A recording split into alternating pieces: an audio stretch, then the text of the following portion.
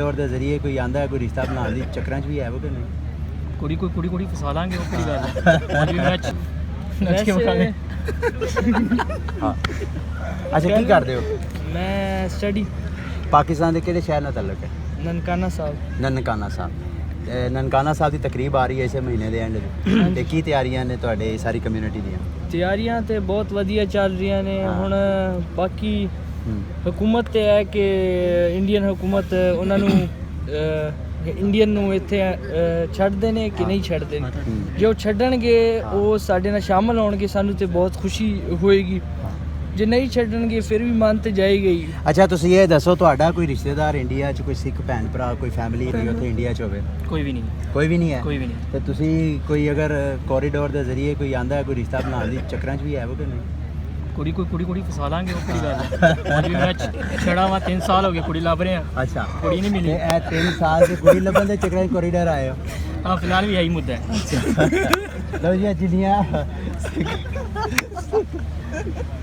ਜੀ ਸਭ ਤੋਂ ਪਹਿਲਾਂ ਤੇ ਕਰਤਾਰਪੁਰ ਰਾਹਦਾਰੀ ਨੂੰ ਤਕਰੀਬਨ 1 ਸਾਲ ਪੂਰਾ ਹੋ ਗਿਆ ਤੇ ਇਹ ਸਾਡੀ ਪਹਿਲੀ ਸਾਲਗਿਰਾ ਹੈ ਤੇ ਇੰਡੀਅਨ ਗਵਰਨਮੈਂਟ ਨੂੰ ਚਾਹੀਦਾ ਸੀ ਕਿ ਸਾਡੀ ਪਹਿਲੀ ਸਾਲਗਿਰਾ ਤੇ ਉਹਨਾਂ ਨੂੰ ਆਉਣ ਦੇਣ ਚਾਹੀਦਾ ਸੀ। ਉਹਦੀ ਵਜ੍ਹਾ ਇਹ ਹੈ ਕਿ ਕਰਤਾਰਪੁਰ ਜਿਹੜੀ ਰਾਹਦਾਰੀ ਹੈ ਉਹ ਸਾਡੀ ਅਮਨ ਤੇ ਆਹੰਗੀ ਦੀ ਰਾਹਦਾਰੀ ਹੈ ਤੇ ਇੰਜ ਹੀ ਪਿਆਰ ਵੱਧਦਾ ਹੈ। ਤੇ ਜੇ ਤੁਸੀਂ ਕਹੋਗੇ ਕਿ ਕਰੋਨਾ ਹੈ ਤੇ ਇਸ ਕਰਕੇ ਅਸੀਂ ਨਹੀਂ ਆਉਣ ਦੇ ਰਹੇ, SOPs ਤੇ ਪਾਕਿਸਤਾਨ ਵੀ ਫੋਲੋ ਕਰ ਰਿਹਾ ਹੈ। ਉਹਨਾਂ ਨੂੰ ਵੀ ਇਹੀ ਚਾਹੀਦਾ ਕਿ SOPs ਦੇ ਮੁਤਾਬਿਕ ਉਹਨਾਂ ਨੂੰ ਆਉਣ ਦੇਣ। ਲੇਕਿਨ ਜਿਹੜੇ ਹਿੰਦੂ ਇੰਤਹਾ ਪਸੰਦ ਨੇ ਉਹ ਇਹਨਾਂ ਨੂੰ ਨਹੀਂ ਆਉਣ ਦੇ ਰਹੇ, ਜਿਹੜੀ ਸਾਡੇ ਵਾਸਤੇ ਬਹੁਤ ਹੀ ਅਫਸੋਸਨਾਕ ਗੱਲ ਹੈ। ਪੂਰੇ ਵਰਲਡ ਦੇ ਉੱਤੇ ਅਗਰ ਸਿੱਖਾਂ ਨੂੰ ਜਾਂ ਦੂਸਰੀਆਂ ਕੌਮਾਂ ਵਿੱਚ ਕ੍ਰਿਸਚਨ ਵੀ ਨੇ ਵਿੱਚ ਹਿੰਦੂ ਵੀ ਨੇ, ਅਗਰ ਸਾਰੀਆਂ ਕੌਮਾਂ ਨੂੰ ਆਪਾਂ ਦੇਖੀਏ ਸਭ ਤੋਂ ਜ਼ਿਆਦਾ ਤਹਾਫੁਜ਼ ਜਿਹੜਾ ਪਿਆਰ ਆ ਉਹ ਪਾਕਿਸਤਾਨ ਤੋਂ ਜਿਹੜਾ ਮਿਲਦਾ ਹੈ ਉਹ ਕਿਸੇ ਵੀ ਮੁਲਕ ਹੋਰ 'ਚੋਂ ਨਹੀਂ ਮਿਲ ਸਕਦਾ, ਨਾ ਕਦੀ ਮਿਲਿਆ ਵਾ ਤੇ ਨਾ ਮਿਲੇਗਾ।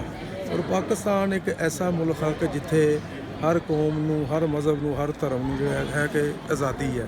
ਕੋਈ ਕਿਸੇ ਨੂੰ ਬੰਦਿਸ਼ ਨਹੀਂ, ਕੋਈ ਪਾਬੰਦੀ ਨਹੀਂ, ਬਲਕਿ ਮੁਸਲਿਮ ਭਰਾ ਸਾਡੇ ਜਿਹੜੇ ਆ ਸਾਡਾ ਕੋਈ ਵੀ ਈਵੈਂਟ ਹੋਵੇ, ਕੋਈ ਵੀ ਪ੍ਰੋਗਰਾਮ ਹੋਵੇ, ਸਾਡੇ ਨਾਲ ਕੰਡ ਨਾਲ ਕੰਡ ਜੋੜ ਕੇ ਸਾਡੇ ਨਾਲ ਜੋ ਵੀ ਹੈ ਸੈਲੀਬ੍ਰੇਟ ਕਰਦੇ ਹੈ।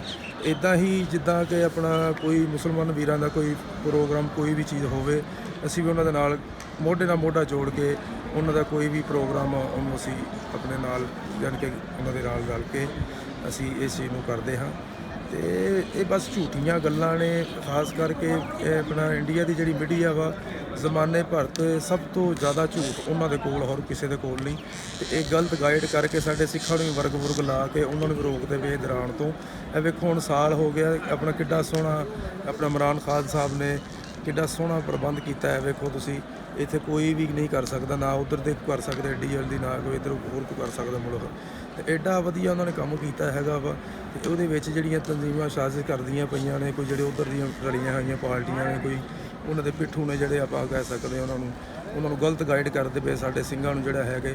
ਇਹ ਵੇਖੋ ਪਵਿੱਤਰ ਜਗ੍ਹਾ ਵਾ ਜਿੱਥੇ ਬਾਬਾ ਜੀ ਗੁਰੂ ਨਾਨਕ ਦੇਵ ਜੀ ਨੇ ਆਪਣੀ ਜ਼ਿੰਦਗੀ ਦੇ 18 ਸਾਲ ਜਿਹੜੇ ਹੈ ਕਿ ਉੱਥੇ ਗੁਜ਼ਾਰੇ ਹੈ। ਲੇਕਿਨ ਮੈਂ ਇਹ ਕਹਿਣਾ ਚਾਹੁੰਦਾ ਵਾਂ ਕਿ ਸਾਡੇ ਸਿੰਘਾਂ ਨੂੰ ਖਾਸ ਕਰਕੇ ਮੈਂ ਦੱਸਣਾ ਚਾਹੁੰਦਾ ਵਾਂ ਕਿ ਤੁਸੀਂ ਕਿਸੇ ਦੇ ਪਿੱਛੇ ਨਾ ਲੱਗੋ, ਕਿਸੇ ਦੀ ਗੱਲ ਨਾ ਸੁਣੋ। ਤੁਸੀਂ ਇਹ ਵੇਖੋ ਕਿ ਸਾਡੇ ਪਵਿੱਤਰ ਸਥਾਨ ਨੇ, ਇੱਥੇ ਆਉਣਾ ਤੁਹਾਡਾ ਜ਼ਰੂਰੀ ਹੈ। ਅੱਜ ਹੁਣ ਧਰਨੇ ਲਾਏ ਆਪਾਂ ਕਹਿੰਦੇ ਹਾਂ ਕਿਸਾਨਾਂ ਨੇ ਧਰਨੇ ਲਾਏ ਆ ਜੀ ਆਪਣੀ ਜ਼ਮੀਨ ਬੀਜੀ ਵਾਸਤੇ ਜਿਹੜਾ ਹੈਗੇ ਧਰਨੇ ਲਾਏ ਆ।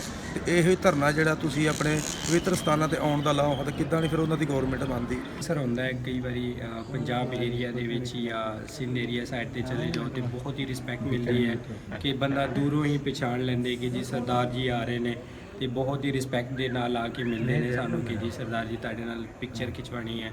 ਤੇ ਉਸ ਤੋਂ ਇਲਾਵਾ ਆਓ ਚਾਏ ਸ਼ਾਏ ਪਿਲਾਈਏ ਤੁਹਾਨੂੰ, ਇਹ ਬਹੁਤ ਹੀ ਰਿਸਪੈਕਟ ਕਰਦੇ ਨੇ, ਚਾਹੇ ਪੰਜਾਬ ਹੋਵੇ ਜਾਂ ਫਿਰ ਸਿੰਧ ਹੋਵੇ, ਹਰ ਥਾਂ ਤੇ ਬਹੁਤ ਰਿਸਪੈਕਟ ਮਿਲਦੀ ਹੈ ਸਾਨੂੰ। ਬਹੁਤ ਅਫਸੋਸ ਵਾਲੀ ਗੱਲ ਹੈ ਕਿ ਇਸ ਵਾਰੀ ਫਿਰ ਜਿਹੜਾ ਹੈ ਇੰਡੀਆ ਬਾਰਡਰ ਜਿਹੜਾ ਹੈ ਉਹ ਓਪਨ ਨਹੀਂ ਹੋਇਆ, ਜਿਸ ਵਜ੍ਹਾ ਤੋਂ ਸਾਨੂੰ ਬਹੁਤ ਦੁੱਖ ਹੈ ਕਿ ਦੇਖੋ ਹਰ ਇੱਕ ਸਿੱਖ ਦੀ ਜਿਹੜੀ ਹੈ ਉਹ ਖੁਆਇਸ਼ ਹੈ ਕਿ ਇੱਕ ਵਾਰੀ ਕਰਤਾਰਪੁਰ ਸਾਹਿਬ ਜਾ ਕੇ ਜਿਹੜਾ ਲਾਂਘਾ ਖੁੱਲ੍ਹਿਆ ਹੈ ਉੱਥੋਂ ਜਾ ਕੇ ਅਸੀਂ ਦਰਬਾਰ ਸਾਹਿਬ ਜਾ ਕੇ ਮੱਥਾ ਟੇਕ ਆਈਏ। ਲੇਕਿਨ ਇਸ ਵਾਰੀ ਫਿਰ ਜਿਹੜਾ ਹੈ ਇੰਡੀਅਨ ਗੌਰਮੈਂਟ ਨੇ ਜਿਹੜਾ ਲਾਂਘਾ ਨਹੀਂ ਖੋਲ੍ਹਿਆ ਤੇ ਇਸ ਵੱਲੋਂ ਸਾਨੂੰ ਵੀ ਬਹੁਤ ਦੁੱਖ ਹੈ। ਤੇ ਇਹੀ ਅਸੀਂ ਫੀਲ ਕਰਦੇ ਹਾਂ ਕਿ ਜਿੰਨਾ ਸਾਨੂੰ ਦੁੱਖ ਹੋ ਰਿਹਾ ਹੈ ਤੇ ਉਨਾ ਹੀ ਜਿਹੜਾ ਹੈ ਆਪਣਾ ਇੰਡੀਆ ਦੇ ਵਿੱਚ ਰਹਿਣ ਵਾਲੇ ਸਿੱਖ ਸੰਗਤ ਨੂੰ ਵੀ ਹੋ ਰਿਹਾ ਹੋਵੇਗਾ ਦੁੱਖ।